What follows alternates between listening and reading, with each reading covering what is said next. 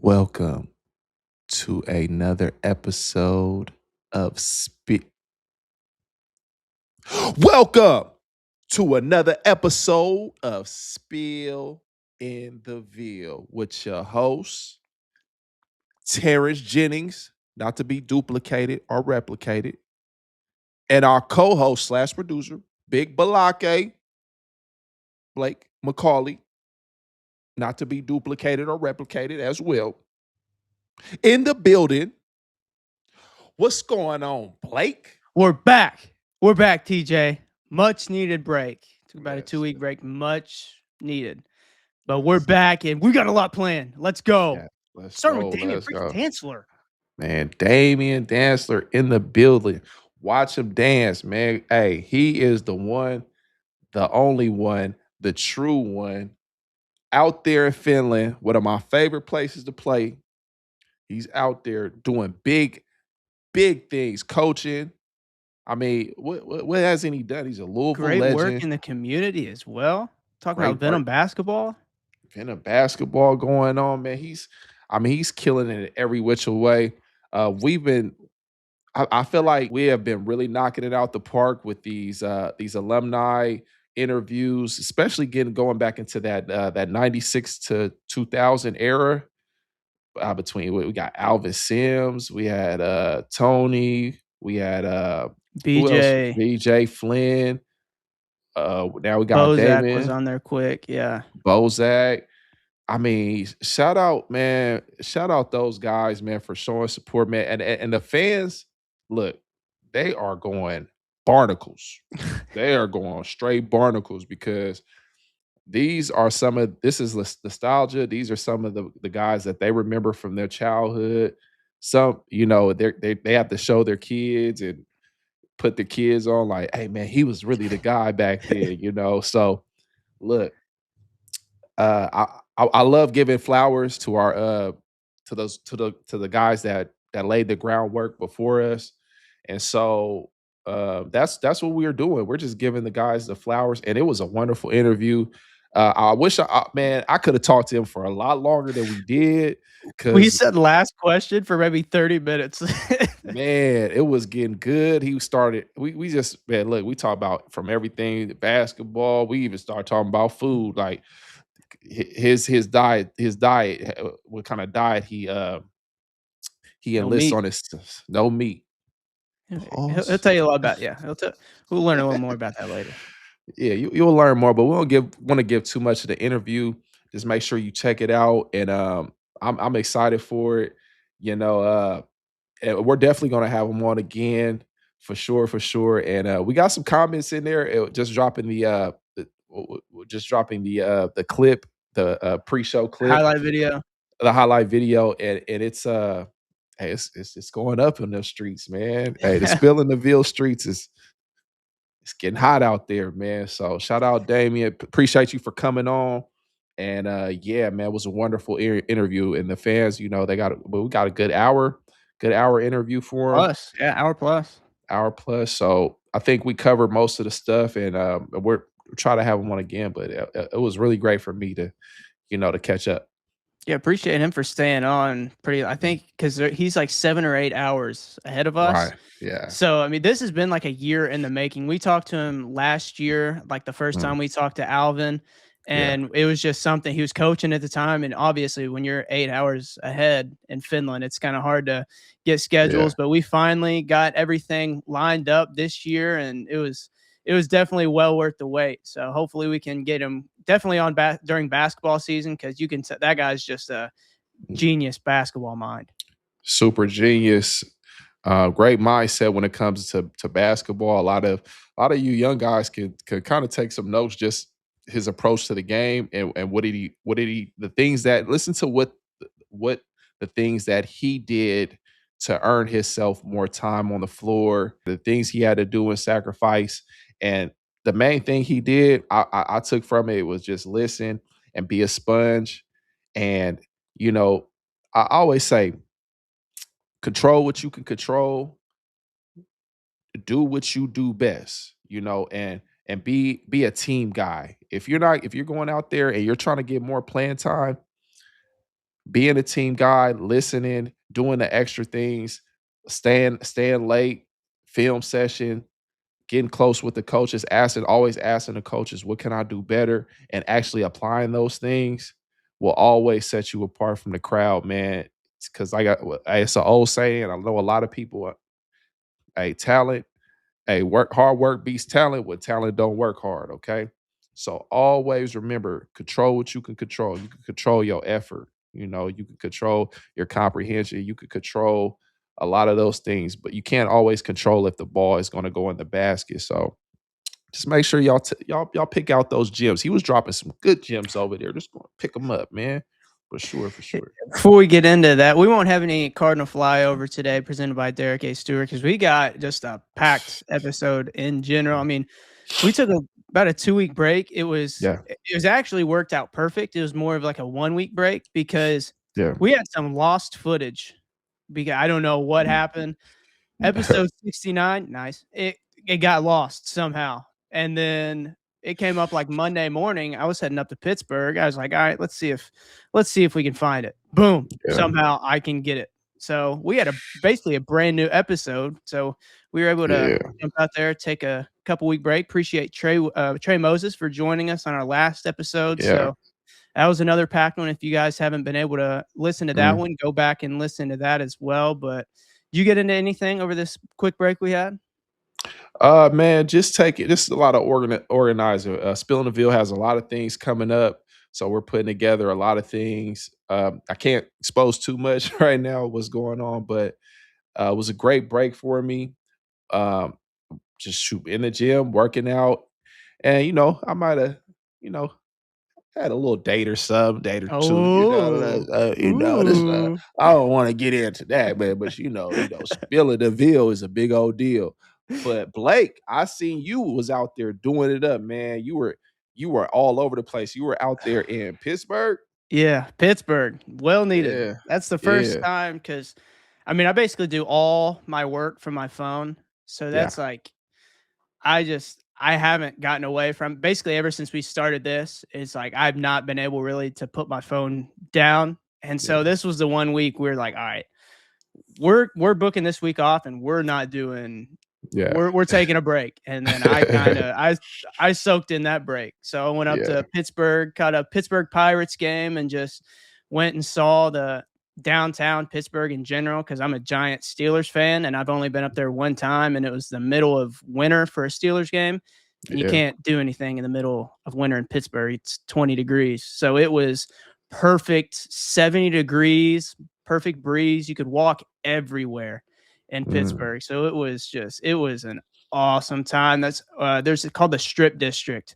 So we went there. They had all these it's like fresh Ooh, markets and stuff. Yeah, you can get anything ooh. you wanted through there. So we were walking through there. I didn't get much video, so this is a couple. There was just because I just put my phone in my pocket and we were just walking around, just taking it in because it was just a crazy sight. They had all these different cheeses, and then this was what the Strip District was because, like I just said, I should have took some more videos, but just threw it in my Ah, pocket and walked this is around. But good. it was awesome to go through, especially as a Steelers fan, because it's just you walk through the streets and it's just Steeler shop, Steeler shop, Steeler shop. So it Yeah, was awesome. And yeah, man. the accents they got, dude, it is. I was at a Pittsburgh game, a Pirates game, so I went there and just the fans around me, the guys pitched, he's like, this guy keeps walking every guy. I'm gonna go down there and I'm gonna kill him. I'm gonna kill him if he walks one more guy. Every time and over there, and it's just hilarious.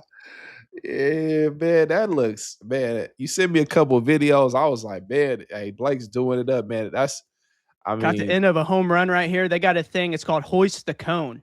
So they've got all these traffic cones they're putting up in the air at the beginning of the year. You know, Fanatics, the people that make shirts and stuff. yeah, They printed something on a shirt that said hoist the cone. Nobody knew what it meant at all.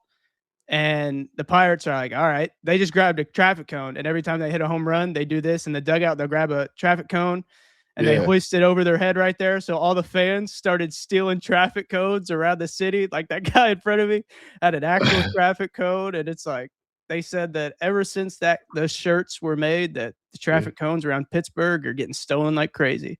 Man, hey man, shout out the Pirates, man. Hey, I look, I like. I'm not. I'm a Cowboys fan. You know what I'm saying? But I used to like the Steelers. I like the colors. Palomalu, Troy Palomalu. Yeah. Shout out, Jerome Bettis, the bus. Oh, Um, speaking of the bus, they had a Pittsburgh Steelers museum too. So I went mm, there, went all. mm, I mean, it was the first couple floors were a Steeler. It was the Jerome Bettis or no, Franco Harris Sports Museum. So they had a okay. bunch of this stuff right here. The fourth floor, I've also got some videos of that. It'll pop up here in a second. You're gonna like that. But that's what they had all these Mean Joe Green and stuff like this in the throughout the exhibits, and they had the shoes from the Immaculate Catch. So it was just, as a Steelers fan walking around here, I was just like a kid in a candy store. There was so much, and the Jerome Bettis jersey from the Super Bowl that he went off Mm. in had all that in the display case and stuff. So it was really cool time there. Oh, no Antonio Brown? Hey, speaking of Antonio Brown, this, you're gonna think I'm lying. I legit might have been the first Antonio Brown fan on planet Earth outside of his family and stuff. I'm not like, all right, I've got this Central Michigan football over here. Somebody my mom used to babysit when I was younger. He ended up going and Okay, playing at Central Michigan when Antonio Brown was there. So I okay. was watching Central Michigan football when I was 7 years old. I mean, there's this number 27 guy with this gold grill who nobody can tackle. And it Yeah, was Antonio Brown. I thought he was Randy Moss. I thought he was everybody that people talk about watching it yeah, because he was unbelievable in college. And yeah. then he gets drafted to the Steelers. I was like, oh my gosh, this is crazy. I still have the jersey I got when I might have the first Antonio Brown jersey in the history of Oh, that Antonio might be Brown worth jerseys, some too. is it I mean, he been wilding out. He might have devalued that jersey, but I mean, it might be worth some, but Antonio Brown definitely, like, you comparing to Randy Moss, like, that's somebody I coulda seen him becoming as far as just legendary status, man, minus what you say he does off the field and what he well, shoot, on the field too, but, How he ended it. Yeah, I guess how yeah, he just ended it. how he ended it, but, I mean, you can't take away from his talent, and honestly, he was probably the only reason why I would give the Steelers a watch when he was playing, so, I mean, no disrespect, man, no disrespect, I'm just saying I'm a Cowboys fan, I don't care about the Yeah, yeah, yeah. Steelers doing, but nah, I mean, was he was that's the thing too. Everybody talks about like his work at I get obviously he kind of fell off the rails off the field, but they said yeah, the guy was psychotic in practice. Like he's somebody when you talk about taking reps 100%, like it yeah, looked like this guy was playing a live game with every single practice rep. And so he right, was, what was it, like a 6th round pick. So he always had mhm, that chip on his shoulder playing at Central Michigan. And then he yeah, came in first couple years, he was like working punt return for the Steelers. And then once he got his shot, it's like he yeah, was him, Julio Jones, DeAndre Hop, like those are the top 3 receivers at one time. And Antonio Brown was probably, I mean, he had every argument as the yeah, top wide receiver in the entire league. And that's what I was looking around that entire museum. I was like, there's really yeah. no 84 in here at all. There was not one piece of 84. I didn't see any Le'Veon Bell either, which kind of Oh, no shocked me. Le'Veon? Yeah, no Le'Veon, but a lot of Big Ben, a lot of Jerome Bettis, Mm, Franco, Big which it was Ben. more of like the OG Steelers throughout that. Yeah, You yeah, saw yeah, Big yeah. Ben, but there wasn't really much of the new era. I didn't see Okay. anybody really. There wasn't any Aaron Rodgers from the past season. There wasn't Okay, any okay. nothing relatively new. It was kinda, but it was really cool. It was like walking through history. Nah, that sounds awesome, man. Sounds like you had a wonderful time. Yeah, man. It looked epic out there, man, you This know? last one, the fourth floor, Terrence. We're Mr. Rogers show. I know you sang it. You sang the theme song on here Yeah. once. They had the entire Mr. Rogers set on the fourth floor of the Franco Harris Museum. Would you be mine? Because Would you he be is Pittsburgh. mine? So they had the Okay. entire set up there. Obviously, that's not Mr. Rogers right there. That's just a clay, or not Yeah. clay, yeah, a wax.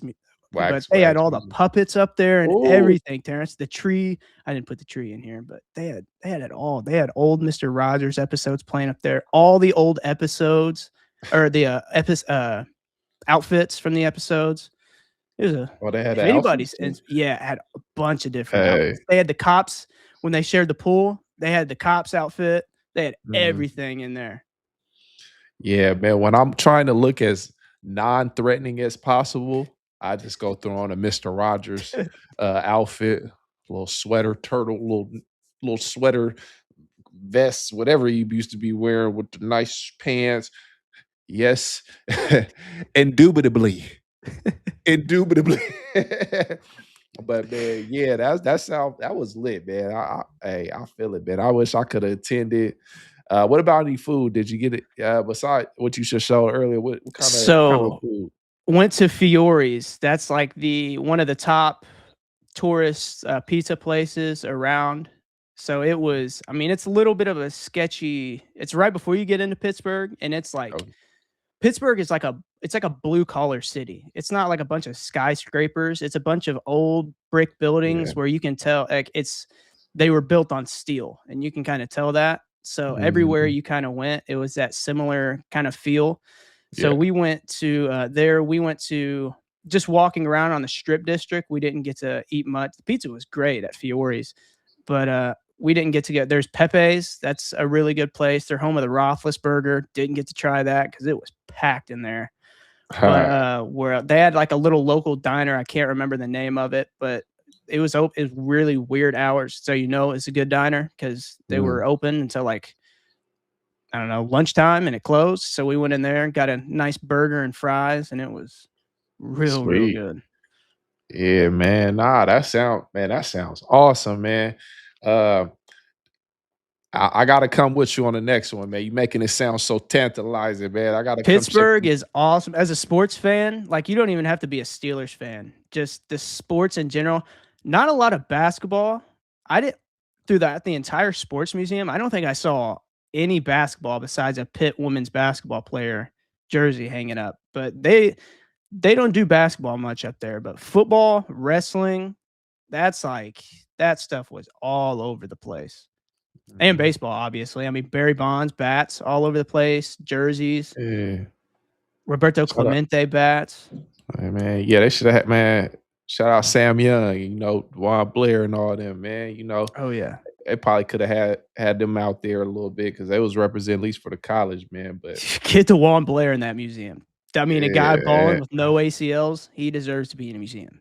yeah, man. Shout out Pittsburgh, man. That sound official, man. Look Yeah, like you had a but good time.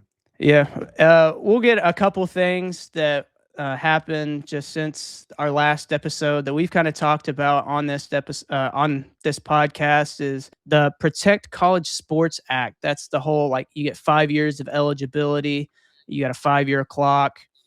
Um, that there is getting support from both Republican and Democrats. It was going into court this past week, and I mean, everybody that's meaningful in sports, Nick Saban, like the chairman of the Yankees, every single major conference in college sports were like, yeah, we need this. And then it was like the day before all this went to court, there is a Mulugeta, who's like one of the biggest NFL agents, is like, there's a lot wrong with this. The SEC and Big Ten came out and said, we don't agree with the language that's in this right now. And what everybody's kind of thinking with the SEC and Big Ten is they want to break off and create like their own super league, basically, because anything that's going to happen with this 5-5, the NCAA, like we're going to talk about Brendan Sorsby, the NCAA has zero power because anything they do, they're just going to get sued for it. So they need Washington, D.C. to basically come in and sign an order saying, hey, this is what we have to do. Because if you don't come in and step in, we're just going to get sued, and we can't run an organization because it's just lawsuit after lawsuit after lawsuit.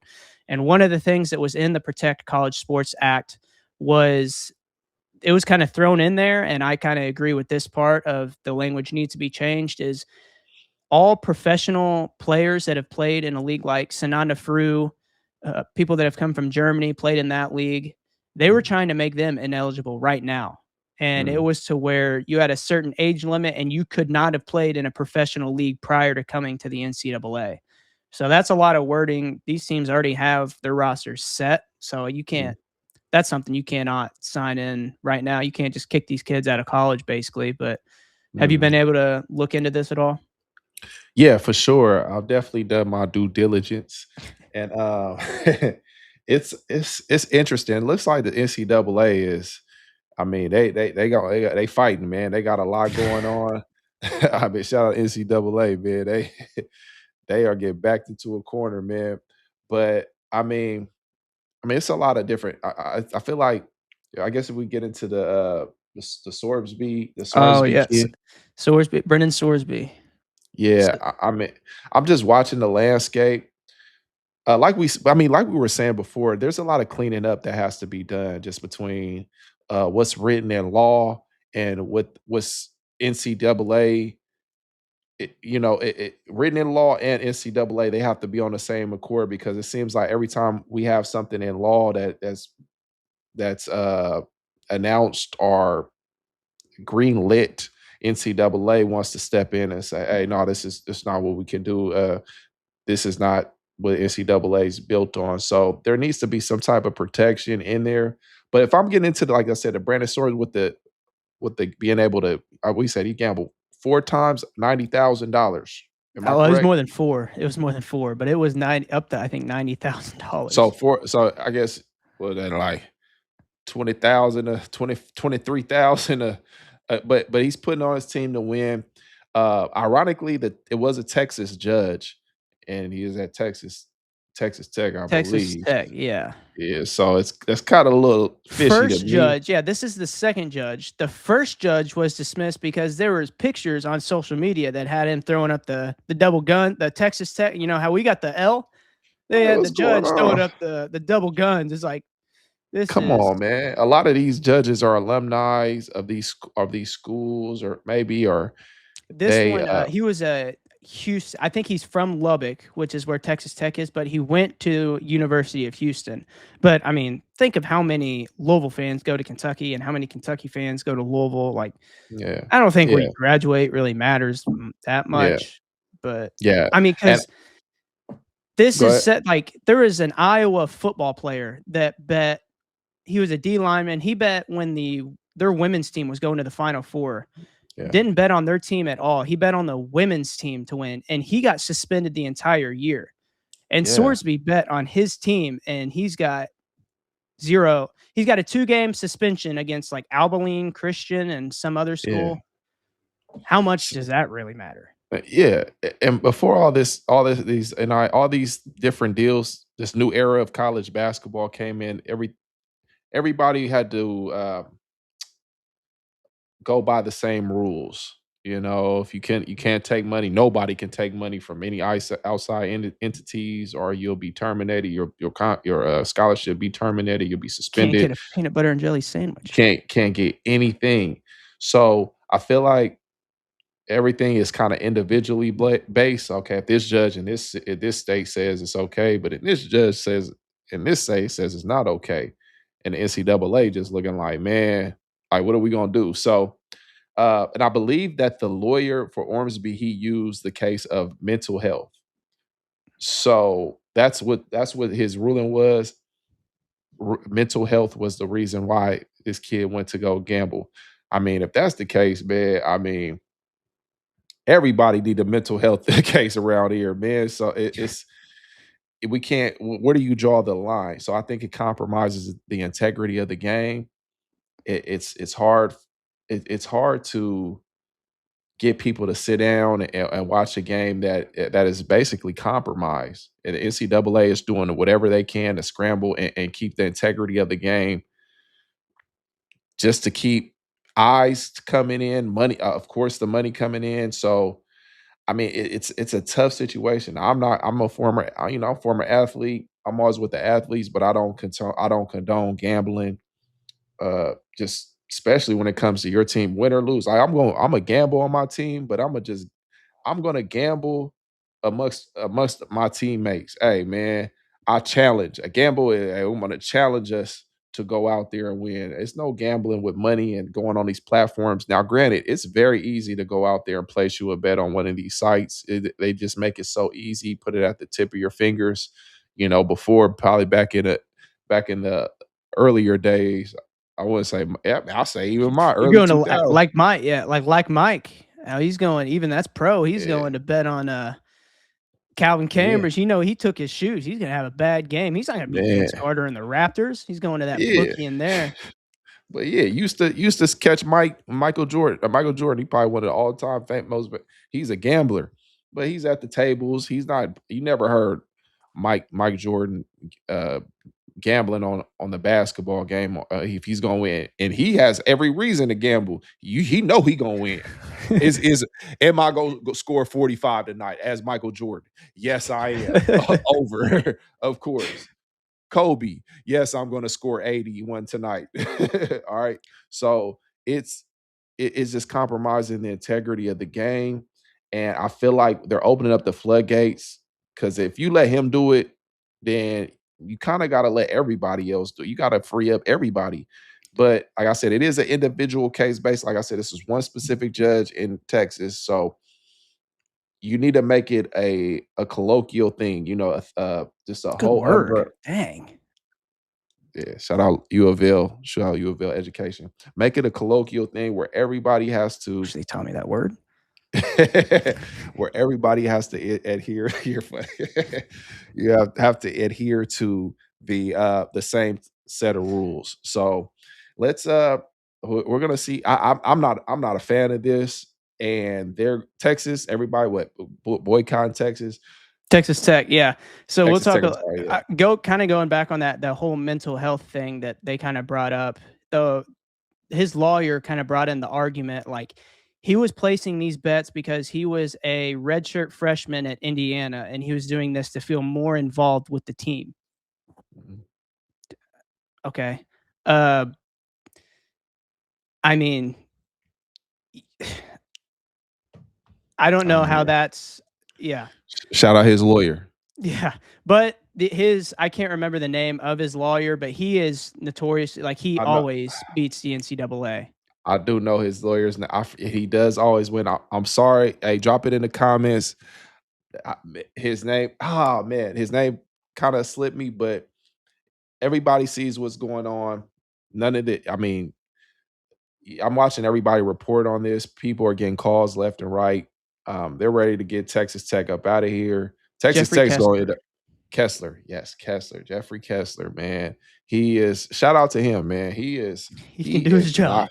He can do, but that's what he does. He's sitting here to do. He's like, I'm here to do a job, and that's what I'm here, so I won't get fined. I'm not mad at it. He went in there with the mental health thing. It worked. Shout out him. I mean, that's, but it doesn't. But if he can use that, now they'll have to cite this case. The Ormsby. They'll have to cite this case when they Sorsby, go on. Sorsby, Sorsby. Sorsby. I'm sorry, or sorry, my words are hard. But they'll have to cite this case when they go into court. When other things like this arise, they'll have to cite this case, and they'll have to take it into consideration when it comes up. So NCAA, you got some work to do, and we'll see kind of how it plays out, man. But they're gonna have to get a handle on this thing. It's starting to get out of control now, man. And It's that's the starting. crazy thing is like there's been precedent for this. Like anytime in any sport anybody has bet on their own sport, let alone Mm, their own team. Like think mm, of what happened to Pete Rose. Everybody knows what happens to Pete Rose. That guy got banished. They yeah. basically tried to ruin his entire legacy while he was alive because he bet on his own team while he was Mm, managing them and everything. And it's like that's what especially now since when I was a manager with the football team, that's kind of when sports betting it wasn't legalized in Kentucky yet. I think it just got legalized over in Indiana, so it was really kind of just starting to get legal. But the past 4 or 5 years, I've heard they've really, really harped first preseason meeting basically, and every single sport is like do not gamble. You cannot gamble. Do not wait. Yeah. And they're showing like Pete Rose, they're showing all of these scenarios is like Mm. you can try to bet through your mom's name, your cousin. They're gonna find you no matter Yeah. what. So it's like just how much, Mm. especially in Sorsby's case. I mean, yeah, he was a freshman at the time, but I get the guy spent 35 days in a rehab center. So he was betting on like balls and strikes too. So it was other gambling besides just on his own team.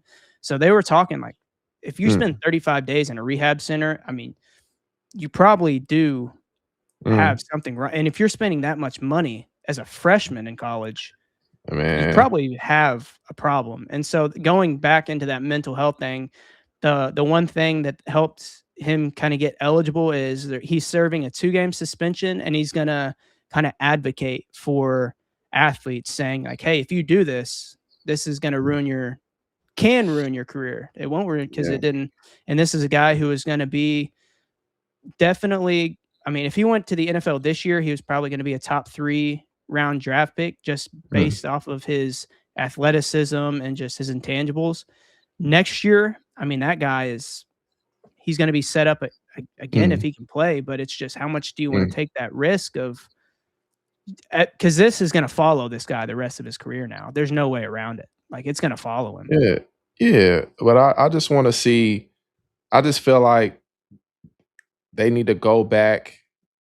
I mean, you got to go back and look at all the case, any case that's been out there. If you're gonna do it, okay, fine. All right, slap on the wrist, he gets to play. But now you got to let anybody that ever had a gambling accusation that you suspended, that you tell them they can't play, or feds, all this type of stuff going on. You have to reopen it and relook at it with a different eye. And I don't know if you want to do that. You want to keep, and this just no gambling. Gambling period compromises then The inter team integrity of the gambling game. and the integrity of the game. Inter team gambling. Gambling is fine, but just at you being an athlete on the team and gambling, betting on your own team, let alone like Yeah, your it's own not team, like your own sport, like that just yeah, can't. I mean, if you're a basketball player betting on, the I don't know, Bucks or something. pro, yeah, the Bucks or pro baseball, that shouldn't matter. But if you're betting against, if I'm at Louisville and I'm betting against Duke, like that shouldn't be. Yeah. There's a Yeah, line. there's a line. There's a line where because you being an athlete have closer inside information, than anybody else does. And then let alone you're betting on your own self.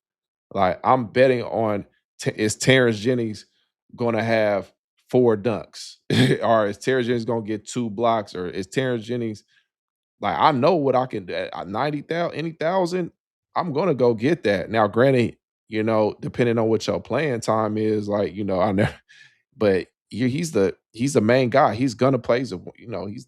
He's the guy. So he controls the whole aspect of the game, or at least a portion of the game, and he can control that aspect, and he can control if he tanks it.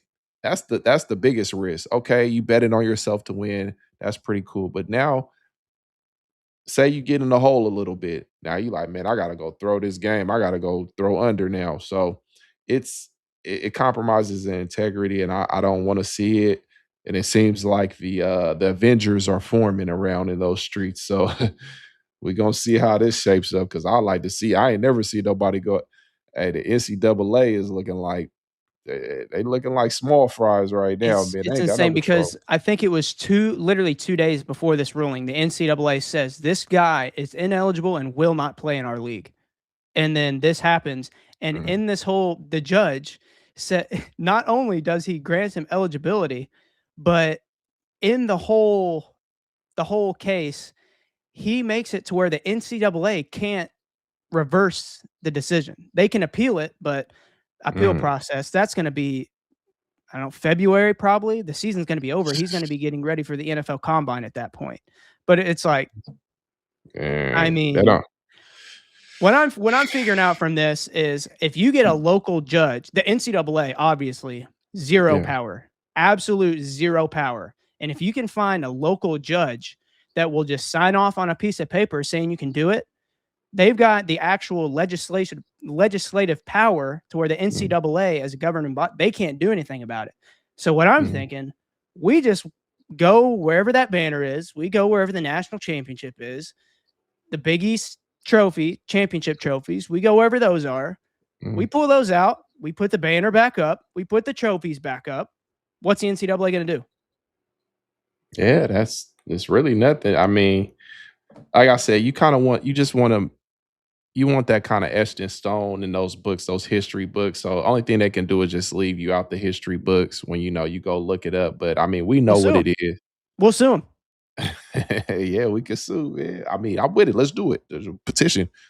Kessler, we got a job for you. I'm not Kessler. paying you because I know you're going to be demanding the big bucks, but Yeah, got a good job for you. mean, you see what he did. He gonna be talking after what he just pulled off. Man, listen, he's gonna be charging out the wazoo. I'm trying to There tell was you. something. What did he say? One of the commissioners, I think it was like somebody or an athletic director of the Big 12 or something. He's like, this is what he said. It's like Armageddon, basically. This was like something like the most doom and gloom. It could be. Egregious. Yes, this is basically the worst day in the history of college sports, is what this athletic director said. So that just shows how big of a deal that this is. But kind of wrapping up the college football talk, Terrence, College Football 27 released its trailer. Louisville, I think they've got them. They'll probably do some updates, but they've got Louisville ranked 24th in the College Football 27 system right now. Yeah. When that game starts to pop up, I think might be popping up some College Football 27 streams here on Spill in the Ville, taking University of Louisville to the national championship. Yes, sir, man. Yeah, y'all tap in. Blake, me and Blake gonna put together a nice college I'm sorry, college football. Me and Blake gonna put together a nice Cannot wait for that game. College football need stream. And we're gonna kill it, man. Make sure y'all are active in the comments. Let us kind of know more what you all want to see from us moving forward, and what you think about everything that's going on around NCAA wise, from basketball to football, all the new moves and everything that's going on, and what y'all want to see more, man. Because like I said, we got a lot of stuff coming up. Spilling the Ville, big old deal. And I can't wait to do that stream, man. We got to win us a championship, man, for sure. You guys are about to witness the greatest one-handed video game player in the history of the planet. Meet me on the sticks. You're gonna get for sure, man. But what else you got? We'll go ahead and dive into this interview with Damion Dantzler. Thank you to our sponsors and rival, Derek A. Stewart Realtor, Best Way, and 35KY Sports. You can head into our description, get that free $26 wash with Unrivaled. Head into Best Way, get $100 off your new item, and take that back to your house that you buy from Derek A. Stewart Realtor. But Terrence, you got anything before we head out? Man, make sure y'all like, comment, subscribe, hit that notification bell. And also, if anybody wants to participate in any sponsorships, make sure you DM Spill in the Ville page, or if you see that email up there, go ahead and reach out. We definitely trying to fill up some sponsorship spots for some upcoming events that we have. And yeah, man, if anybody wants to reach out, man, and we got people have asked too. We've got our Venmo up there too. That's what we haven't really promoted it. We've got it up there. We're not asking for money at all. It's just we've had some people ask like, hey, how can we get involved? So we made a Venmo account. We threw it up there. So if anybody would just like to contribute and just try to elevate this show, get us as much elevation as possible, there you go. But even though Spilling the Ville is all over the world, it's a big deal. All over. We're in Finland. We're in Finland with it. I mean, come on, y'all gotta tune in. It's going down. We got some stuff coming, but yeah, go ahead, tune in, man. Enjoy the interview for sure. With over 300 homes sold in the last 5 years, Derek A. Stewart is a trusted expert. Whether you're buying or selling, Derek gets results. Guys, we gotta take a look at this bathroom. Oh man, I definitely gotta check this. Look, Blake, even TJ can fit in the shower. Big shower for a big guy. Contact him today and experience the difference. Okay, Derek, I love everything that I've seen so far. What's only one thing that's missing? Where's the basketball goal at? Come on, TJ. You know I'll take care of you. Derek, I think you just need to stick to selling houses. Big wins equals big moves. If you're looking to buy or sell in Louisville, you already know. When you're ready to buy or sell, you know the person to call. Derek A. Stewart. Derek Sells Louisville. Just wanted to take a second and give a big shout out to Bestway, home of the low price guarantee or it's free, where you can get all your home furnishing needs on a deal. They have everything from smart refrigerators, washer dryer sets, 86-inch TVs, PS5s, Xboxes, all the way to reclining living room suites and bedroom suites. Bestway offers so many ways to pay, from retail to rent to own and even financing through Lendmark. With 2 locations in Indiana, 1 in New Albany and 1 in Jeffersonville, and 5 locations in Kentucky: Radcliffe, Dixie Highway, Hikes Lane, Shelbyville, and Shepherdsville. Stop by today and tell them that we sent you to get $100 off your new item. Now let's get back to the show. Today we're joined by our 5th guest from the 96-97 Elite 8 team, joining us all the way from Finland. This one's been a long time in the making, and we finally got it done. Please welcome Mr. Dantzler himself, Damion Dantzler. Damion, appreciate you for joining us. Man, thank you guys for having me, man. I've been watching you guys' shows. You guys been doing a great job over there following our Cardinal family. So we appreciate you guys too. Blessed to finally have you on our show. That's for sure. For sure. Thank you. So you're coaching in Finland. That was actually one of the only countries that I really enjoyed playing for. I played for the team of Kobrat. It's in Lapua. There's a lot. I've coached there. Oh, okay. Yeah. I had an amazing time there. Unfortunately, I did rupture my Achilles while playing for them. But I remember that. Okay. Yeah. Well, who was coaching you? Was it Stefanovic or Derek Creighton at that time? I believe it was Creighton. But I'll play with was Mo Creek out there. Yeah. Or Chris Ortiz. Yeah. We had a really great squad. But they took really great care of me, during my injury, and it was kind of towards the end of the season. Yeah. But I really enjoyed playing for Finland. I mean, I want to get into everything, but just from the food, the atmosphere, the people, the travel, and everything. So kind of what made you most attracted to going to Finland and wanting to stay out there?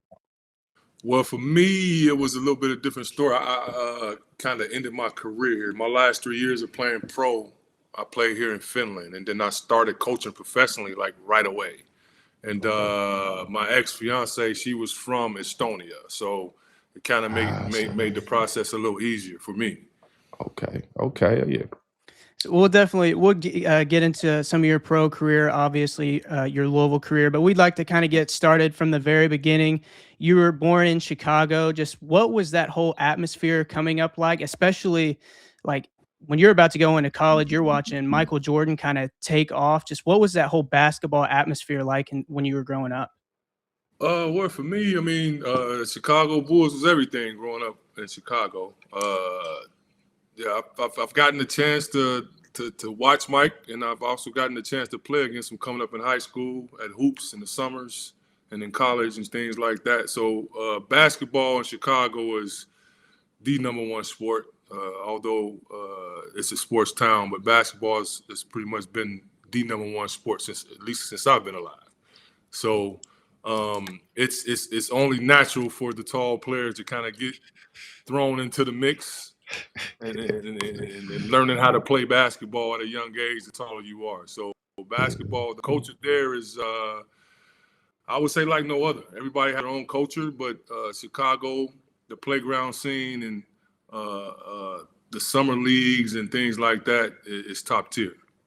You mentioned playing against Michael Jordan as a high schooler. Like, what was that like as a Chicago kid going and playing against the greatest of all time? I was blessed, man. usually you get those invites. Luckily, I grew up with people like Antoine Walker, Corey McGinn. Shout out guys Antoine. like that. Yeah, so it's in Chicago, the hood's really taking care of the basketball players. They kind of make sure that you got a free pass to walk through neighborhoods, and also that you stay on the right path depending on where you're at. But those opportunities for most people are far and in between. I just happen to grow up in the right neighborhood and know some people that made that possible for me. So what was that certain moment when Coach Crum visited your school and you knew that Louisville was the right decision for you? Well, I only took a couple visits. I went to Marquette and also went to Xavier. And Louisville was actually my third visit. But what impressed me about Coach Crum is that him and Scooter came to see me play against a guy named Jerry G in the Moore shootout or something. It was some summer tournament, and I played pretty well. I think that's what really got me on their radar. But what impressed me about them is they were the only coaches to come to the hood. They came to the projects to visit me, and to be honest with you, I didn't even know who Coach Crum was. I'm sitting in the gym with my high school coach. His name's Roy Condotti, who's in the Hall of Fame now in Chicago in high school basketball. But and he says to me, "Son, do you know who that is walking in to see you right now?" I say, "No, I have no idea." And he broke it down really quick, right before he got to the door. He walked into our gym and we had a great conversation. He talked to my mom and really made her feel at ease about my decision. And then once I visited Louisville, the rest is just history. I mean, my time at Louisville that visit is what locked me in. I mean, they took me to a football game and they announced my name there at the football game. And they also took me to a basketball game and the same thing. And the people were just so excited about having me come play there. So once I left there, I already knew where I was going. Yeah, for sure. Go ahead, Blake. Yeah, I graduated from U of L about 3 or 4 years ago, and obviously it's changed so much since Terrence has been on campus back at the early 2000s, like drastically. And I could only imagine what that campus was like when you guys were on campus. Like, what was the normal dorm that you guys stayed at? What was your normal, like, day-to-day life as a college student? I actually forgot the name of the dorm, but I don't even know if it's still there. But for us, our groups were pretty close knit. I had the luxury of playing with guys that were from Louisville, from the area, like DeJuan Wheat and Tick Rogers, who was from Hart County. Like, them guys showed me the rope at an early age when I got there. And then our incoming freshman class was one of the top in the nation with me, Samaki, Alex Sanders, Elton Scott, Eric Johnson. We had a very, very good incoming freshman class. So, I mean, our group was fun and a lot of jokes. Yes. Yeah, and then when Tony Williams got there the following Shout out Tony.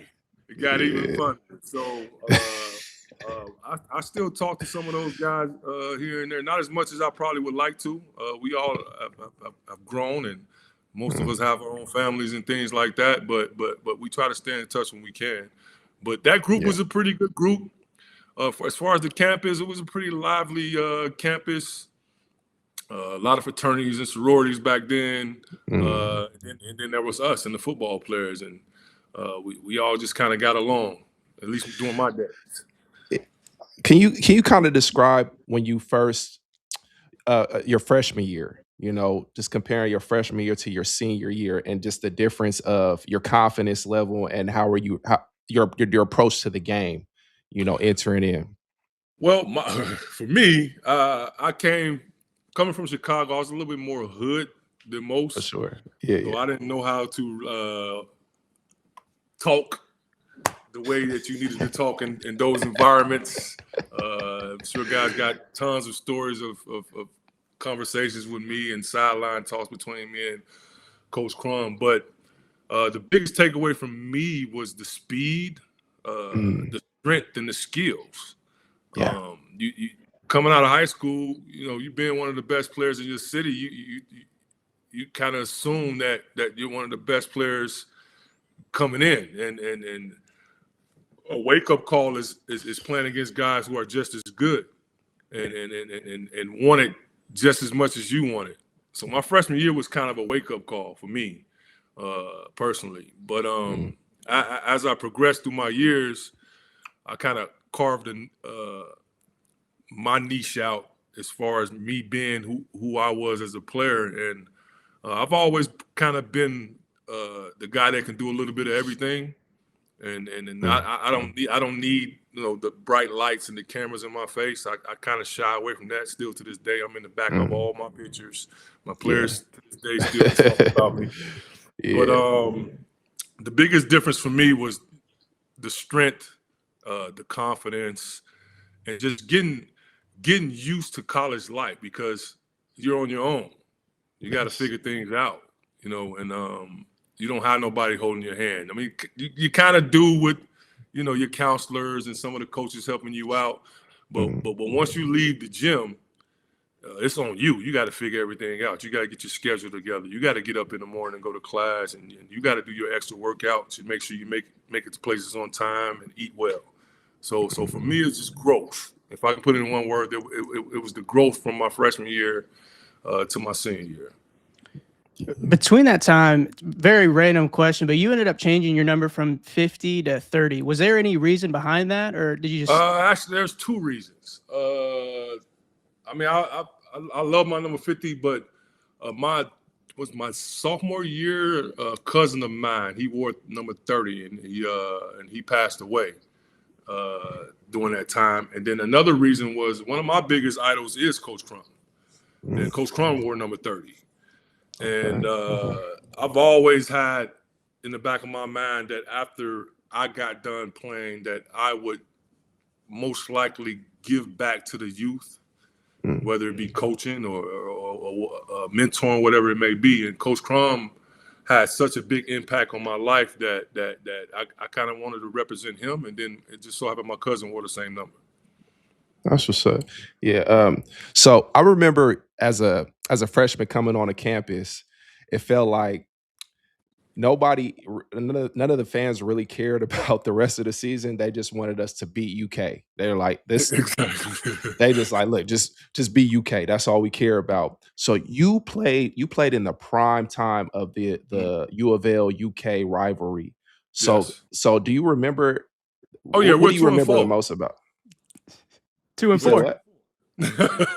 My group was 2-4, so I can't speak for everybody else. But Okay. yeah, that rivalry still stands to this day for most of us, I'm sure. I mean, that if I can't catch any games, that's one game I try to catch. Yeah, yeah, for sure.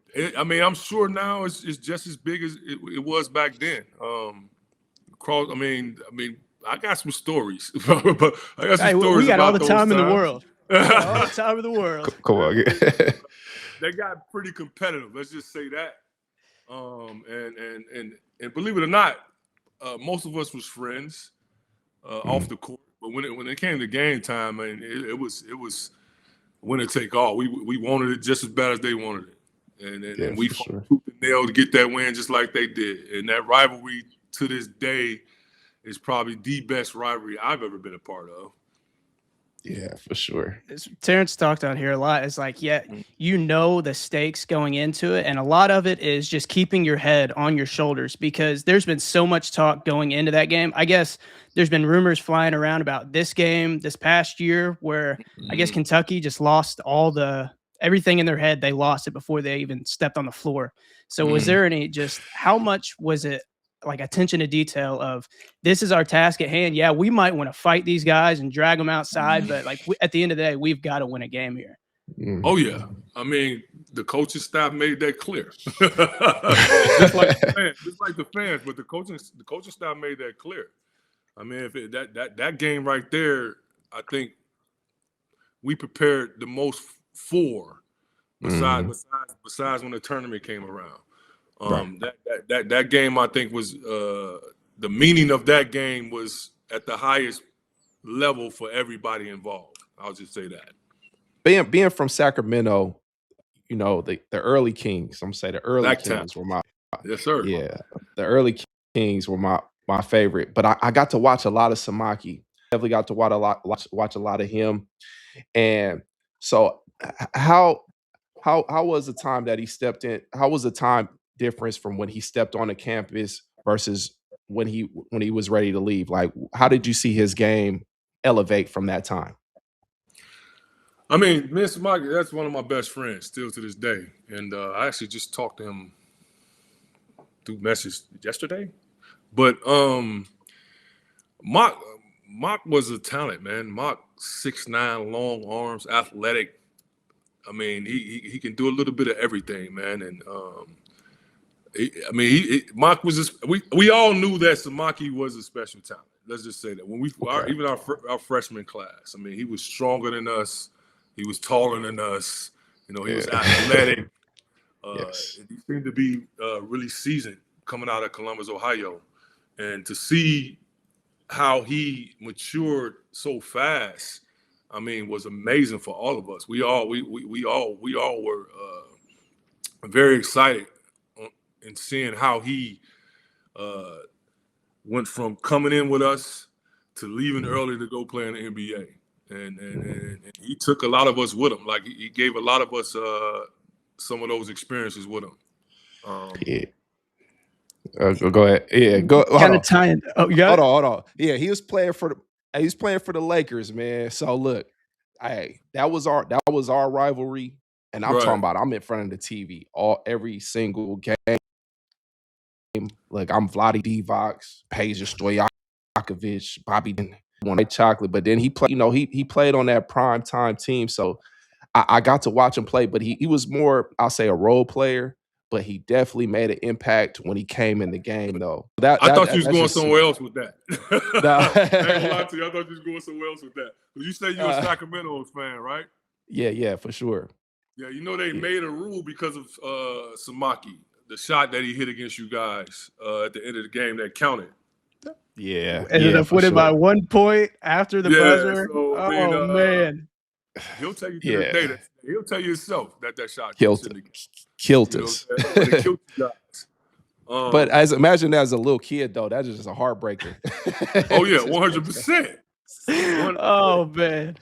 But Mock had his times, man. One thing I really like about Samaki is that the changes that he had to make throughout his NBA career, as far as his role and where he fit in, because when he came in, he was a lottery pick. Mock went he went number 9. You know what I'm saying?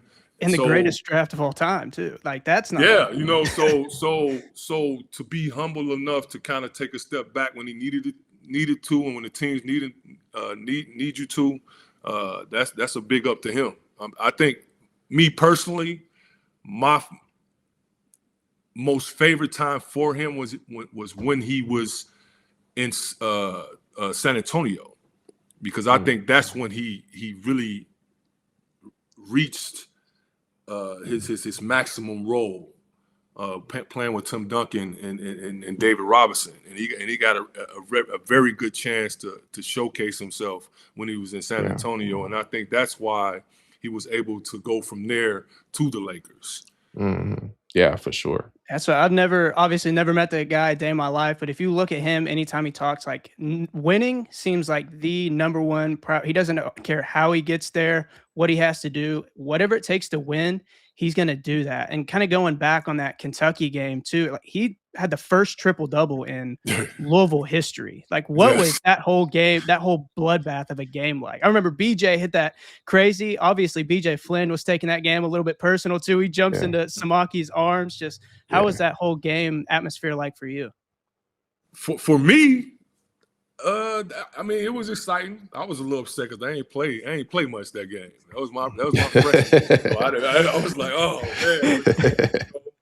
I had to wait my turn. But anytime I laced it up in Freedom Hall, man, was an exciting time for me because of where I came from. I always look back at the journey that I had to make to get to where I'm at. And and my freshman year was a humbling experience, for me. But that game in particular, man, when we won that game was, I mean, the energy in the arena was unmatched. I don't think I've had that. The closest thing to that, I think, was when we played in '97 in Syracuse with all the people, so many more people there, but that type of energy. So and Samaki had an amazing game. To have a triple double as a freshman, that's pretty damn impressive. I don't care what what level you're playing on. So I think that's where the basketball world really took notice when he was able to do that. We'll kind of go into now. I believe it was your senior year. The game at Syracuse, that was against Texas, right? That whole game. Against Texas. That was my junior year. Okay, 97. so that's when DeJuan goes down, and then you kind of took over, scored 17 points. Did you even score in the first half at all? No, I don't think I did. I got a funny story about that though, because I think that's the game that me and Alvin played very well. So that year, me and Alvin was struggling, mentally. I think we was just mentally exhausted a little bit. So right before the NCAA tournament, Coach Crum had set us up with a neurologist, and this was the first time anybody was really dealing with that type of person mentally. Crum was the first on a lot of things, and this is not. You can ask Alvin this too. Alvin will tell you the same thing. This guy had us for a couple of weeks, just really in our head, really focusing in, writing things down, repeating them out loud in front of the mirror. And for me, I think he was very close to what he put on his paper too. But for me, I got exactly what I put down on that paper. Exactly. The last assist, it was exactly. And to be honest with you, by halftime, I was thinking, oh man, all this work, that was trash. I can't believe I didn't believe that. And then all of a sudden it just clicked. Everything just started clicking. I was laser focused that second half. I just felt like it was somebody needed to step up because our best player went down with the ankle injury. So and we worked so hard to get to where we was at, and I wasn't gonna go out without at least trying to be more aggressive offensively and in other ways. And I think Alvin was the same way. But it wasn't just us. I mean, Alex played an excellent game. Nate, BJ, all of us played our part in getting that W. But I ain't gonna lie, when DeJuan went down, I think everybody, got work. Yeah. The whole gym just got quiet. Thank God we pulled it together and pulled that game out. The next game was a lot more tougher though, against UNC and Vince Carter and Antoine Jameson and who was it, Serge Zwicker and all these guys. It was a little more tough. So that Texas game is when Mr. Dantzler was that. How often do you hear that on a day? Do you still hear that all the time? Oh, dance, Mr. Dance. Shout out Quinn Buckner for that one. All time. Not too often nowadays, but I mean, for me that was big. For my family, for everybody, that was pretty big. To hear my last name, said like that, and for us to come out with that W. That was one of the most exciting times of my life, and I was just happy that we were able to pull that off and show that we can do it for DeJuan too. For sure. He got us there, man. If it weren't for him, we wouldn't be there, So that was a great year, man, a great run for us. I really believe, and I always say this, I really believe if we were healthy, that we could have probably did something special that year with the team that we had. Yeah, that's what I mean. That you won't get a lot of argument against that, and especially because playing with DeJuan Wheat, who you're not going to get a lot of argument back of saying that guy's the greatest player to ever put on a Cardinal uniform. So what was it like going into practice with him on a game-to-game basis? Like, what was obviously he's a coach now. Is that surprising to you at all? Just what was his whole mentality like? That's not surprising. I talked to him probably back in January too, because I got a few players over here that I'm coaching. I'm trying to get to college, but Okay. nah, DeJuan has always been the silent leader. Especially for me, like he was one of my best friends in college. Like he really looked after me and really taught me a lot about life too. Just not about just about basketball, but him and his family took me in like I was his brother. You know what I'm saying? So I have a special place for DeJuan when it comes to my life. So, but DeJuan, when I first got to Louisville, like seeing him, like I seen him play. Like right before I got on the visits and watching the games to figure out if I wanted to come to Louisville, but it was different when I got in front of him. I mean, he could do everything. I mean, he had hops, he can shoot, he can handle, he could defend, he can finish both hands. Like DeJuan really had game, you know. So when I first played against him, my first practice, I was like, oh my God, guard him every day. You know? Yeah, so, for sure. And didn't talk. He just put the work in. When you show up, you better have him laced up, Right. Because he was ready. He was ready to go. That was DeJuan's mentality, and I think he's going to carry that same mentality into coaching. Yeah, for sure, for sure. You talked about kind of. Oh, you got it. No, go ahead. So you kind of talked about earlier about just being somebody that's able to do everything on a court. What do you feel like throughout your career you took most pride in as a player? Was it like your defense? Was it your rebounding? What did you really take pride in most? Both. Actually, both of those. I could guard 1 through 5, and I was proud of that. Coming from Chicago, and my high school in particular, Chicago Westinghouse is a very famous high school in Chicago. We've had a lot of pros come out of there, and they instilled in us defense and selflessness. You might have 1 or 2 guys that's going to be the main scorers or whatever, but everybody was demanded to play defense. And for me, I knew that was one of my main attributes that I can provide to any team, and I took hold of that. And my rebounding was just a natural gift. I was pretty athletic. I could do a lot offensively, but I knew my role. It took my freshman year to learn it, though. Like I said, freshman year, because I'm coming in thinking, okay, I'm about to showcase everything I got. But Coach Crum was, very strict on the role that he needed from all of us. And once I bought into that role, I started seeing us gel together a lot more and a lot better as a team, and we started winning games. So I just stuck to that role, and obviously when I turned pro, I had to score a little bit more, but the defense and rebounding never stopped. For sure. Do you feel like that's something kind of overlooked in today's game? Of course. These kids now, the defense is third. It's not even second no more. What defense? Yeah, you know what I'm saying? I score more than you. You barely can touch them. You can't even touch them like you used to back in the day. So you breathe on them, it's a foul. So that's part of it. That's part of the change of the defense, because now they're like, I can't touch them anyway. Why play it? Did you come up like in the hand check era where you can kind of hand check a little bit? Yes. Was that a thing? Okay. Yes. Towards my later years, like once I turned pro, they started changing it a little bit, but you can be a little bit more aggressive, like up in your face, a little hand checking here and there, body. Okay. That's what I want to know. Who is somebody that you really, I say looked up to, but try to almost model your game after to get you to that next level? Who was somebody that you were just really looking closely at to elevate your game? Oh, when I was in high school, man, to believe it, I didn't really start playing till I was like 13. But we were going so hard, man. I signed with Louisville as a junior. Okay. So I played my whole senior year knowing where I was going.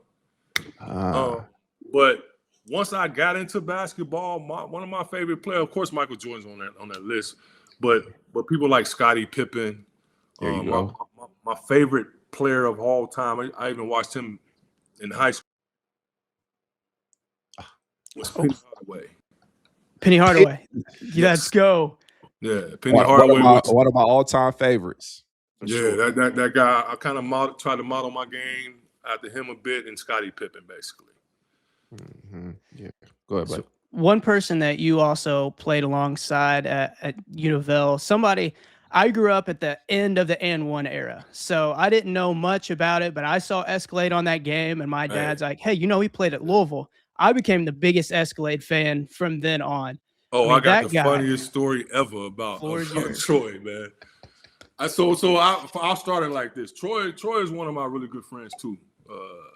Come from New York, but I got to tell you the story when he first got to campus. This is his first day on campus. Now I remember the dorm. The dorm was Stevenson.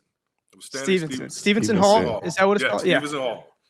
Third floor. I remember now it's all coming back with it, right? I'm in my room. So back then we all used to just leave our doors open and have our music playing or whatever, and people come by, say what's up, hang out, whatever it may be.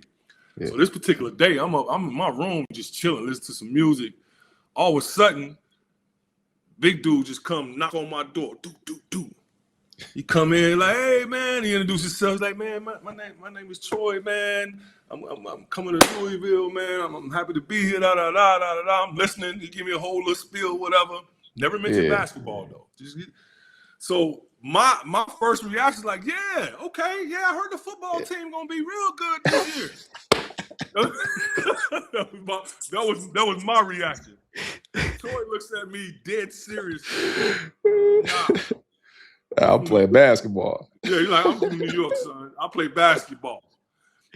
No bullshit. I got up, ran out to the hallway, started screaming for everybody to come to my room. Hey, come down here. Y'all want to meet me? Come down here. So that was how I met Troy. Okay. Man. Yeah. Troy, they had to get a special scale for Troy. It was called a fish scale. He couldn't, they couldn't put him on a regular scale. All right. Because he was like 400. He was about 400, about 300-400. Back then, man, Troy pushing 5. Back then, the freshman year. Troy's a big boy, bro. Troy about 6'10". Doing that with a basketball is insane. Yeah, 495. Like, man. It was to the point with Troy where we used to get in trouble if Troy came in the next day overweight. We had to make sure he didn't go downstairs to the snacks, this and that. Yeah. But, that's but Troy just was a naturally big bone. He was a big boned guy. I don't know what happened. He's just a big dude. You know what I'm saying? But agile, could really handle the ball. Yeah. IQ through the roof. One of the greatest teammates I ever played with. Always the big, nice guy, big teddy bear. But IQ wise and skill wise, Troy had it. He was just a big dude. Yeah. Like, for sure. I mean, what you gonna do? That story just brought something up to me. I won't put Terrence's teammate under the bus, but I don't know if Terrence knows. I know this story. I'm not going to throw this out there, but I know he had a teammate that had a similar issue. Coach Pagino comes up, grabs cookies, throws them against the wall, shatters a plate, and he would always threaten to send people to the treadmill. Like, he's like, all right, you're going to the treadmill. Is there any just scare tactics? Like, Coach Crum would say something. It's like, oh, no, here we go. Oh, Coach, made it clear. It got to the point where Coach was like, hey, now it's on y'all.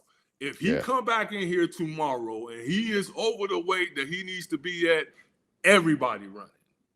So we literally sometimes used to take turns, going to Troy's room, searching his room, and things like that, with candy bars and all types of shit. Like excuse my language. But yeah, we literally used to go to his room and check these things. You know what I'm saying? So it was funny, but then again, guys got mad at times too. Yeah. But nah, man, Troy figured it out though. Yeah. It got to a point where he got in good enough shape where he could play. He had to play minutes. You know what I'm saying? We needed him. You know what I'm saying? At certain points in the season, and I don't know if it was like some type of genetic thing with him, but to be that big and to be able to do the things that he did, I've never seen it again. Never. He's the only person that I've ever seen able to do that. And it was only right for him to kind of like move into the N1 scene. because just like we were shocked, everybody else would be shocked to see a person like that moving like that and passing like that and dribbling like that and jumping and dunking like he was dunking. Like, he made a great career for himself. That was a great business move by Troy. Yeah, great business move. I miss him, man. Big fella. I really miss big fella. Yeah. Is there any times looking back, like maybe as soon as he gets into and one and you see that first mixtape or him kind of picking up that car in the mixtape, is there, it's like, man, this guy he's exactly where he needs to be right now? Yeah, I think everybody felt that way. I mean, even his brother, Mark Jackson, I think he felt that way. I ran into Mark about 10, almost maybe 10, in between 10, 15 years ago in Vegas at the NBA Summer League, and we chopped it up a bit about Troy. Yeah, for sure, man. Yeah, man. Mark was very proud of Troy, man, and the things that he did. Troy used to, when Troy was at Louisville and Mark Jackson was playing, and the Pacers, I don't know if y'all remember this, but Mark Jackson used to play with the Pacers with Reggie Miller. Troy used to take a taxi up there and go watch games on the day off. Yeah, his brother paid for it. They could afford it. But Troy, that's a lot. Troy was a basketball head, man. You know, it wasn't no gimmick. What he did was not a gimmick. He was talented. I mean, the passes and everything that y'all seen in and one, that's Troy, man. I mean, it was almost like it was made for him. You know, and the name was perfect. The Big Escalade. Big Escalade. He was super fun to watch. I mean, I was glued to. I had all the and one mixtapes. I was glued. He was definitely one of the premier players, and it was super exciting to watch him play. I mean, from the footwork, from his patience, from the passing, just the persona in general, the way he would talk. Just he had everything about him. He had literally everything, man. It was super fun to watch him play, for sure. Well, one thing that we'll ask you a few more questions and get on with your night because it's pretty late over there. But we've had Alvin Sims, Tony Williams, Luke Whitehead on, and they've kind of talked about Coach Crum meant a lot to them between the lines, but outside of the lines, like they would teach them more in life than they would ever learn from anybody else. Is there any situations throughout your career? Obviously, you talked about just having a tough freshman year to your senior year. Just are there any moments where Coach Crum you look back on is like, man, this guy, he changed everything for me? I mean, like I say, for me, my relationship with Coach Crum was totally different than I feel than everybody else. He understood. I think most of the guys, what shocked most people was that he made an effort to kind of try to understand you and how you grew up in your situation. My situation was with Coach Crum was more like a father-son type relationship. I mean, I had many questions he always told me that he thought I would be a great coach someday. I mean, I used to literally I just go in the film room and just be sitting there for hours and watching film on my own just so I can get better because I wanted to understand what I needed to do to eventually take somebody's starting spot or get more minutes or something. What do I need to do? So I used to go in there and watch film consistently, and he noticed those type of things. For me, the biggest thing with Coach Crum is that if you ever had a problem, you can come to him, no matter what it was. He would try to find a way to fix it, and he would make you feel like you was loved. You know, you was away from your family. He would make you feel like we all family here. I might be his uncle, I might be your father, but we're family. Yeah. So any problem that we have, we can go to him and ask and try to get some advice. Or if he couldn't help us, he'd send us to somebody who could. Okay, yeah. As a coach, is there any like we've talked to George Good and he's talked about like he's got that stomping of the foot like Patino has. And do you have any like Crumisms like people have like Patinoisms as a coach? Has anything really rubbed off on you from Denny and you're like, oh man, that's exactly what Coach Crum would do? Well, for me, I used to so Coach Crum used to have his play sets and adjustments rolled up in a piece of paper. They used to always keep in his suit jacket. So my first 7 years of coaching, I did the same thing. That's one thing that I took from him. I was the preparedness. He was always prepared, always had an adjustment for something, and I think that is a big part of my coaching style. Just being prepared for anything, man, and really making the players feel like they're loved and they're heard. Because I think that's very important, because a lot of players deal with a lot of things other than basketball. Yeah, for sure. And sometimes they just want to be heard in a different way. Yeah.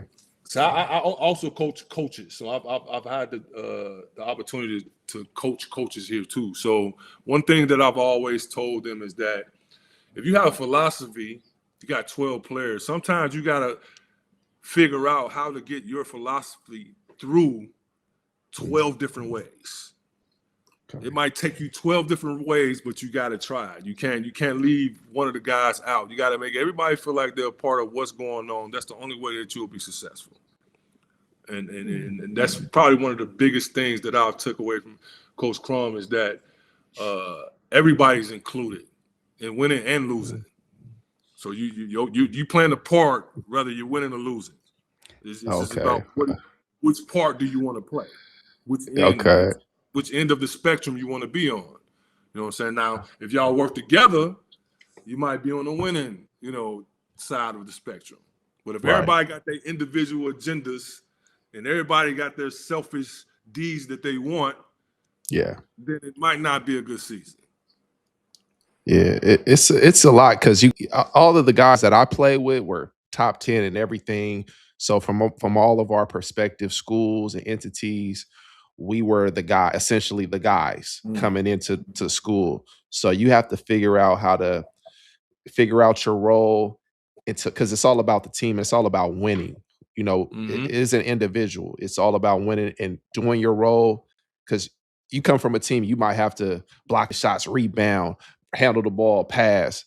But now you don't have to really think too much about that. It's like, all right, we got ball handlers, we got passers. Now I just need to focus on, for me, was rebounding, block shots, run the floor, and I'll score when I can. Okay. Man, but be a superstar in your role. Be a superstar in your role. And that, because winning is so much better. If I drop 40 and we lose, doesn't matter. But if I drop 10 points, 11 points, a few rebounds, and we win, hey, we're going out, we're celebrating. We're on 4th Street tonight, So they still got 4th Street going, huh? I don't think it's anything like it. It was nothing like it was when you guys were back. Oh, no. I would go down there when I was a freshman. I was like, I'm looking around. I was like, it's not the same. 4th Street Live, huh? Our spot was like Barstown Road. Barstown's still going on. Yeah, bars and stuff down there. Yeah.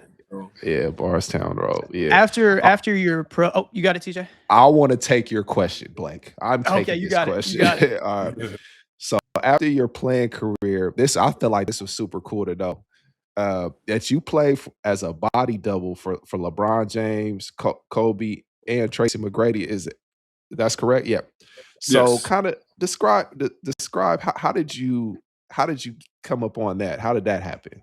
Shout out Card Chronicle for that one. Shout out. I mean, to be honest with you, Samaki was indirectly part of that, because when Samaki was playing for the Lakers, like every summer we'd meet up, me, him, Alex Sanders, and maybe a couple more NBA guys or whatever, and we'd meet up and we'd work out all summer together. Okay. So at this particular time, I'm in the process of moving out to California. So I'm living with Samaki. His best friend Keith Demme was out there, and he was into acting. That's what he came out there for. And one day he told me to go to this. I forgot what exactly it was, but we were in the crowd, and I was supposed to be an extra. He's like, "Man, you can get paid just to stand there." So I'm like, all right, cool. Well, I go there. I ain't had nothing to do that day. I'm like, I go. They tell me how much they're gonna give me the check. Come, like, okay. So at that event, I met this Asian woman, and she told me that she think that I could have a good career and being a body double. So I was like, okay, here's my number, whatever. Just let me know if you have something. Maybe like a week later, my first commercial was with Tracy McGrady. Wow. So yeah, when he was big time with Adidas. So once I did that with him, I started to get to know some of the directors and things like that. And a lot of these guys, it's a very small circle out there in California in that industry. So once you know one guy, if you're doing the right things, he'll put your name in over here. Like, I know a guy that can do that. He can do this, and that. So that's really how I got into it. Okay. And then over the years, I lived in California for 8 years. Over the years, I mean, that was like my summer gig. I come from playing, then come back out to Cali, and then I do that all summer. You know, Wow. you get, I mean, for 3 days of work, you're walking away with like $3-4 grand. You know what I'm saying? So that's good money. You know, good money for your summer. You know, Man, so that's how I got into that. There's a lot of commercials that's been shown that I've taken some licks and some injuries for. Let's just say that. Do you have any favorite commercial? Any of them? Like, man, I just nailed that commercial. There was a State Farm commercial where LeBron was playing a football player. Okay. And this was in Cleveland. And it's crazy because after that commercial is when I came to Finland. When I flew out from that commercial to come over to play in Finland. But it was a State Farm commercial where he was playing for the Cleveland Browns. So that probably was the most fun that I had, because at that point, I was pretty cool with them, him and all his little crew or whatever, and the directors too. So I got access to parties and all types of things, and you know, he's noticing me when I'm walking around and things like that. So at that point, it was pretty cool. You know, and then I just left after that, came to Finland, and 2 years later, I moved to Europe. That's what's up. So you've been there ever since? Yeah, I've been living here ever since. Okay. Yeah, I've stayed in Estonia, but I've spent most of my time here in Finland. Okay. So you go back to you come back to America often, or you just usually every summer I go home for about a month. But you liking it out there though? Yeah. It's just more, you know. I still sometimes gotta sit in public places facing the door. You know what I'm saying? Just by habit. But yeah, gotta look over your shoulders in Finland. I don't have to. There's no external stress about safety. You know. Yeah. And I built the life here. Like I've been coaching 15 years now. Wow, 16 years. I've coached Euro Cup, I've coached VTB. I've coached this course league over here. So I've had some success in coaching. I've won a few championships here. So I actually own my own club now here. Nice. Congratulations. Yeah. Let's go. Yeah, it's more of an inclusive, multicultural project for low income kids here.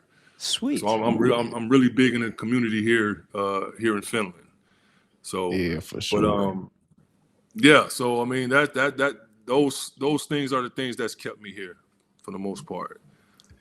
Yeah, I used to get on that train and go get my hair. I forget the guys. Oh man, dang! I was he's back in. You used to get on that train and shoot to the sink, huh? Yeah, man. I used to get a haircut. My barber was from Houston. I can't remember his name, but he was from Houston, and he had built a life out there. Maybe you might know him. Shoot, he cut everybody up. But yes, get on that. He's still here. Okay, here. Yeah. That's my guy too. I used to go to Helsinki. Go party out there, live it up, man. Justin. Yep, got him. Yes. Yeah, it's Justin. He's still here. He cut everybody hair. He's still here. Cut out the house, and I was like, man, but I was surprised about how many American people lived out there, and how much I thought I was missing, but I really wasn't missing from home, man. It was everything that we have in America, they have out there, sometimes a little better. Food, 100%. Party scene, transportation. It's nonviolent, so safety is first. It was very safe, man. So I mean, I get why a lot of my guys, my former teammates, opted to move out there, start their family, and live. So Hey, shout out, man. It's a wonderful place, man. I mean, Wonderful place. it's a beautiful country. They have over 100,000 lakes, bro, and there's only Mhm. Jeez. 5.5 million people. So Mhm. you got nature everywhere. You got water everywhere. Now the Oh, downside is in the winter. wintertime. The wintertime is dark as hell, you know. Yeah. But then That in the was one summer, thing. Oh, go yeah. Summertime is sunny. It's the good. summertime, the sun don't go down to midnight. Right. Yeah. Ooh, So you that's you nice. kicking it.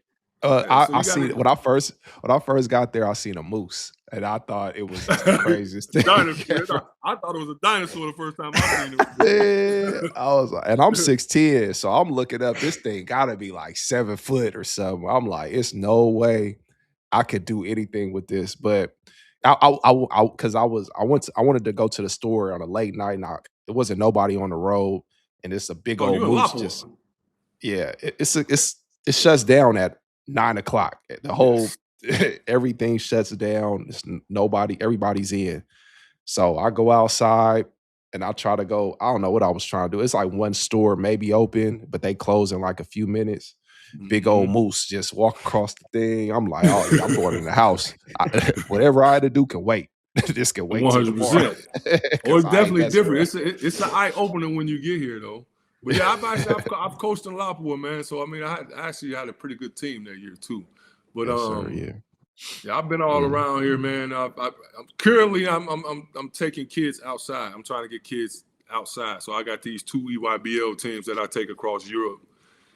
This That's year what's was up. pretty cool, and then we also have our we do these things called Erasmus projects and Solidarity Corps, which is for low income kids, and you're trying to give the youth more responsibility in planning projects and things like that. So I'm really involved in the youth work here.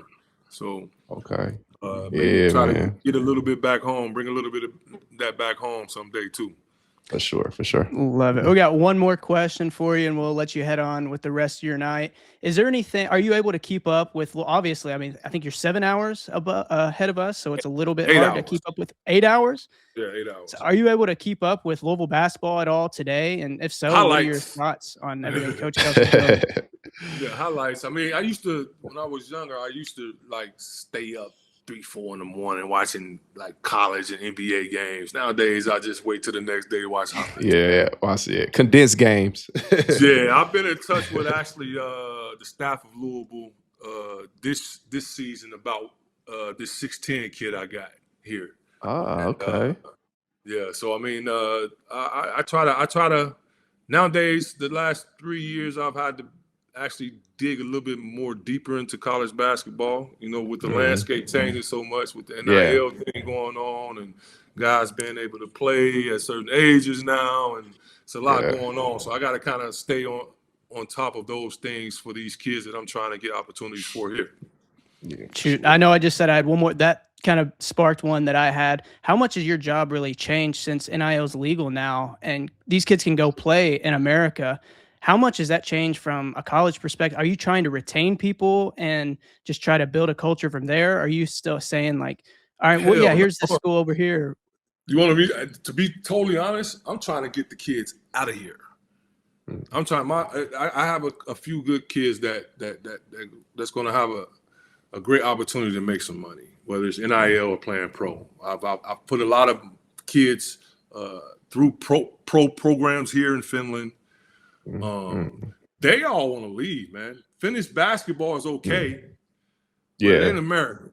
You know, yeah. I mean, Spain is probably the best country for basketball here, but still, it's not America. Yeah. So these kids all have a dream of touching down in America somewhere, playing for a college, whether it's for money or not. A lot of these kids don't give a damn about the money; they just want the opportunity.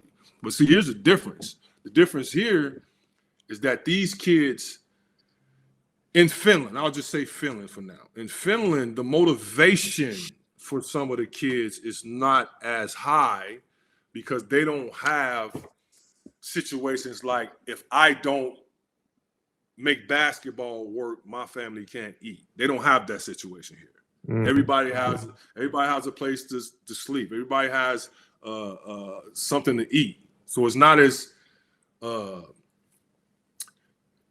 important to get their family out of certain situations because their families are not there, like say somebody from the hood in Chicago or New York or somewhere, where they use that motivation to kind of like an advantage.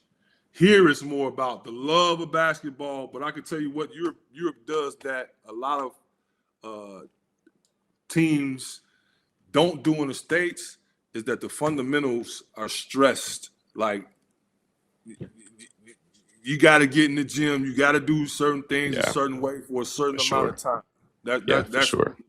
So that's why you see a lot of players coming from Europe now being able to dominate in certain areas there, because by the time they get there, they didn't seen all these type of zones already.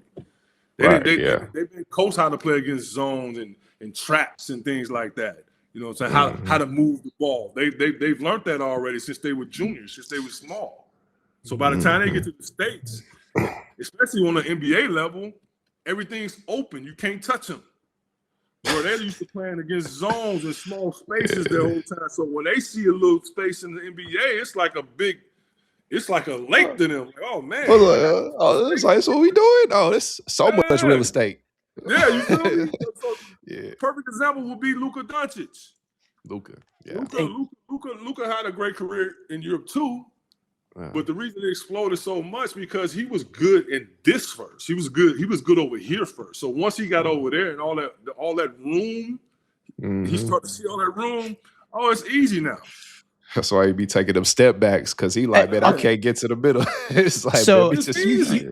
You can call me an idiot if I'm wrong here, but like I feel like one of the biggest rule changes that has changed the NBA game is defensive 3 seconds.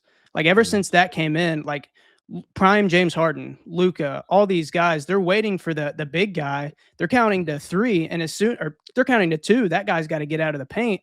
As soon as he does, he's got that wide open lane to the basket. And then people are looking at Luka when he says it was a lot easier to score in Europe. And people are like, you're playing in the NBA. How is it harder to score over there than against the top talent in the world? Like, can you go into just how I hate defensive 3 seconds? Right. I mean, well, in Europe, you don't have that rule. That rule's been around for a while in the NBA. People got to understand also that the NBA is entertainment. So in order for them to sell tickets, it's got to be exciting. So the rules are more based around that. Over here, it's more about your neighborhoods, your countries. They take pride. If you go to a game over here, the atmosphere is totally different. You can go from a hostile environment to a cool environment, back to a hostile environment. The same game. You got people throwing pennies at you, all types of things. So the 3-second rule is, like I said, is based around entertainment. But over here, you can play zone whenever. So you're gonna see that. You got to learn how to maneuver through a zone since you're this small. So by the time you get to the age of where you can possibly play pro in America, you done seen every defense because you're already able to play here.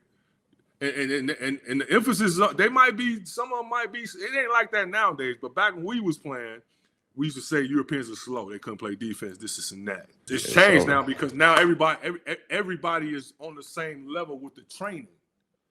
You know what I'm saying? All the things that were hitting in the NBA and in America back in the day, social media's opened all that up. Everybody has access to all the same things. Now it's about who wants it more. Who's willing to put in the extra hours. Over here, it's two practices a day. You got morning practice, then you got evening practice. In the States, you got after school practice, unless you're at an academy or something like that. So that's why you see a lot of these college teams starting to go with European players because they're ready. They really are ready. Like they're probably the man in their little town. They've been in hostile environments already. They've seen zones. They know how to play team defense. They know how to move the ball. They don't need the ball to be effective. It's a difference. Yeah, it's a big difference. But I mean, the whole world's catching up with that. I mean, we still have elite athletes in America, though. And and we have that reason for going hard. You know what I'm saying? Like in certain areas, we have that reason for going harder than the next person. You know, whereas in Europe, some countries have that. You know, not all. Like you have good countries that they don't have to worry about shit. All they gotta do is go play basketball. So the energy level goes up and down based on how much they love the sport. But go hold on. This is the last question. What, bro? I'm good. Man. Y'all good, man. It's whatever. Okay, we can go. Okay. I know. I like talking to you, man. What's your favorite? Give me your top 3 favorite things to eat in Finland right now. What are your top 3 things you like to eat? Well, I don't eat meat. First of all, I haven't eaten meat in over 10 years. Okay. I just added fish back the last 2 years, and eggs. Okay. I just added back last year. But I cook a lot, bro. Or you know, I got a lady now that cooks for me a lot. But I cook a lot. But if back when I was eating meat, my favorite thing to eat was wings here, because that. Okay. I mean, they have. I don't eat McDonald's. But the McDonald's there is amazing. Please tell the people about McDonald's. They definitely using some different ingredients. I can tell you that. It's crazy out there. The thing about a lot of parts of Europe, like what you can put in food is very restricted. Right. You know, you can't. No red 40. No, none of that. No stuff. additives. You can't do that. It's got to be real. That's real why thing, I like it. you know what I'm saying? So, but it's here. I'm from Chicago, bro. I eat pizza. Yeah. Deep dish. You know what I'm saying? Like, yeah, I like pizza, bro. And they have some pretty good pizza places here. The restaurant scene here has gotten a lot better over the years, especially since you've probably been gone too. There probably wasn't too much here when you was here either. Helsinki was cool. I like the restaurants in Helsinki and few different places, but I used to always be at the market grocery shopping. I was tripping because they kept the milk outside. I didn't have to keep the milk cold. I was like, the milk is outside. It's like it's supposed to be cold. They're like, that's nah, real. That's the real milk. That's not the our real milk. Our milk. The pasteurized version. That's the real milk, bro. That's why, bro, y'all see us Americans having a lot of health problems, bro.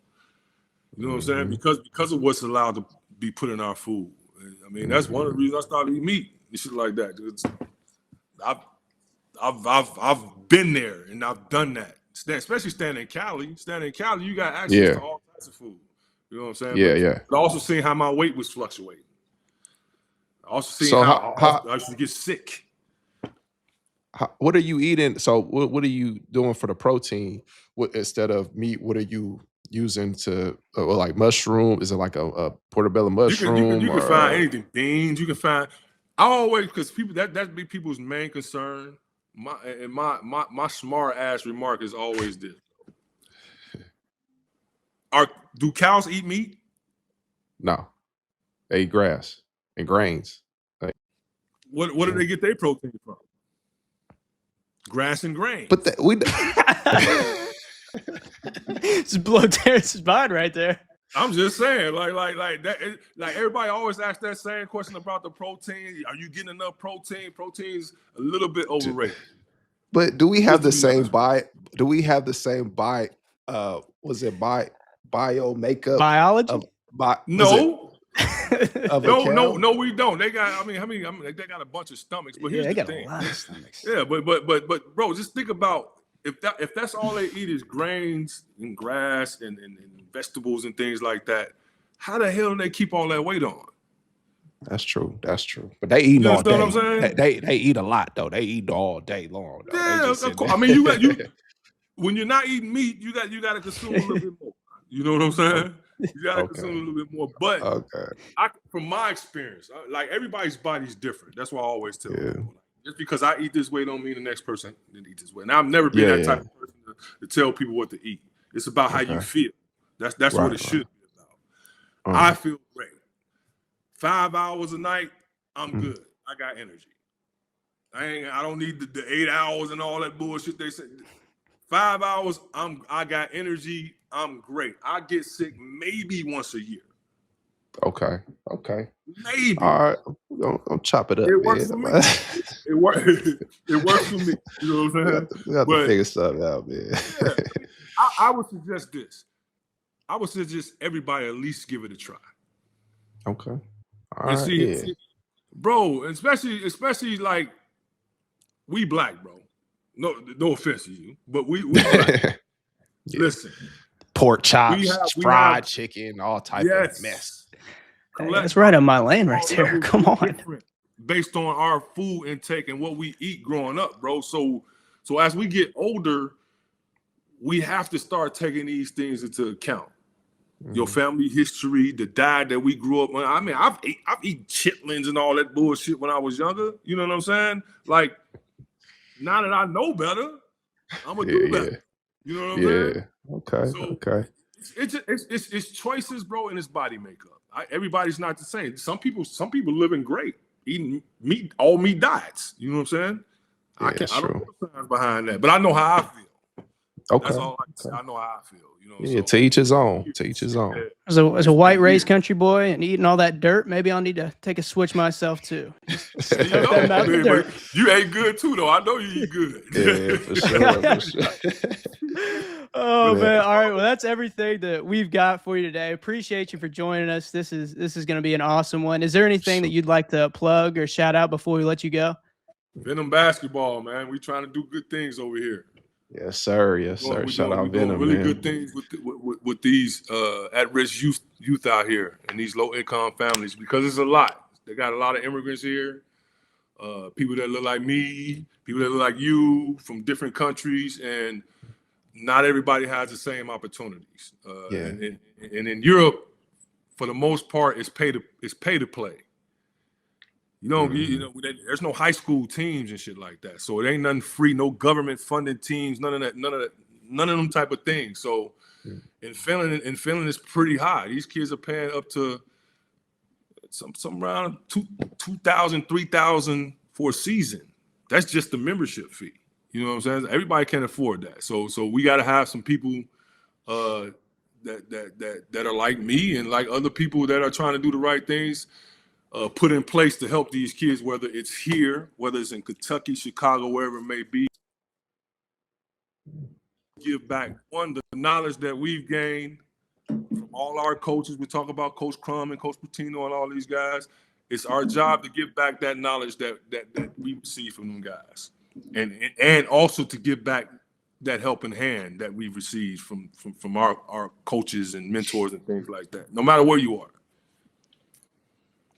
Well, also, we appreciate you for joining us. Thank you to everything you're doing in this world. Can use a lot more people like you trying to help these people out around this world. I appreciate it. Hey, Coach Crum was mine. Coach Crum, Coach Conditi was mine. So it's only right for me to be somebody else's. Yeah. Hopefully we can get you later on when the season starts, just to come pop in, just give your thoughts about what's going on. This was an amazing interview. I mean, I had a few more questions I want to get into, but them in. I'm here. I'm up. But no. I got stuff. I got a few things I got to do, man. Hey, when you did this here, I got a few little things I got to tell to real quick. Yeah, but amazing interview. The fans are going to be super excited to hear from you. I mean, we had Alvin on, we had BJ. I watched them both, and I watched Tony's too.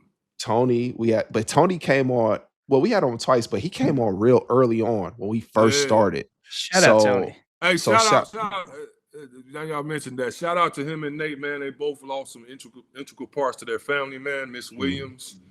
She was like, man, mom figure to me when I was there. Tony was like my little brother, man. When it was days I didn't have money to eat, and that lady would send Tony with a box of spaghetti for me, man. So she will be missed, man. And prayers go out to both them guys, man, from losing their family members. Yeah, prayers out. Prayers to both of them, man.